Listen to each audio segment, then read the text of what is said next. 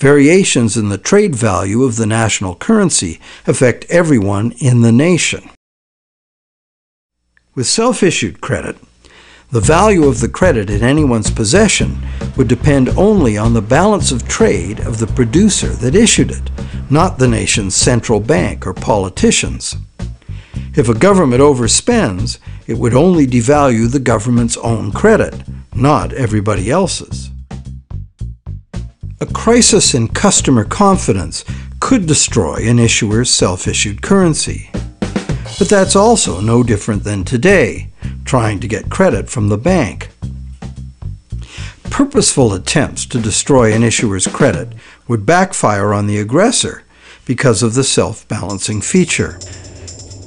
In every scenario we've examined, attempted attacks on an issuer via currency aggression would be just as damaging to the aggressor as to the victim.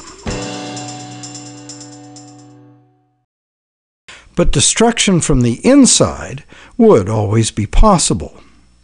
If the issuer's employees feared that their employer's credit might devalue, they might all try to trade away their paycheck credits en masse. This would cause the devaluation they feared and accelerate the sell-off. The public might join in. This would have the potential to trash the issuer's credit entirely and thereby destroy its ability to carry on business. However, there is a plus side to this scenario. All that devalued credit would still be guaranteed by the issuer. That's because, by the rules of this proposed system, issuers would always have to redeem their own credit at par, no matter what the market value. This brings us to another self-correcting feature of this system. Here's how it would work. Those who might be considering buying the issuer's products would have the opportunity to obtain more of the issuer's devalued credits than they would pay in higher valued credits.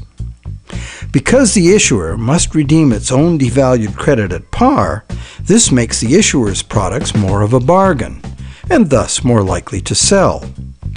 Increased sales would tend to bring the value of the issuer's credit back up. Another self-correcting mechanism would arise from currency speculators. They'd ask themselves, will demand for the issuer's goods or services actually be destroyed?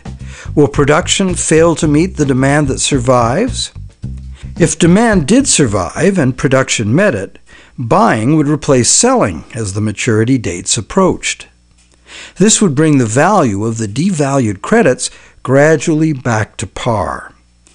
Those who invested in them would enjoy an increase in purchasing power.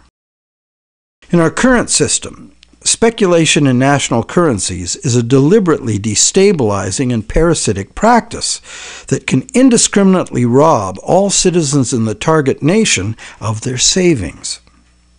In this proposed new system, currency speculation would help stabilize and restore the value of troubled issuer credit. It would allow those with doubts to voluntarily unload unwanted risk onto those willing to take it. It would also provide opportunities for risk-takers to enrich themselves by good judgment as to which credits would survive and return to par.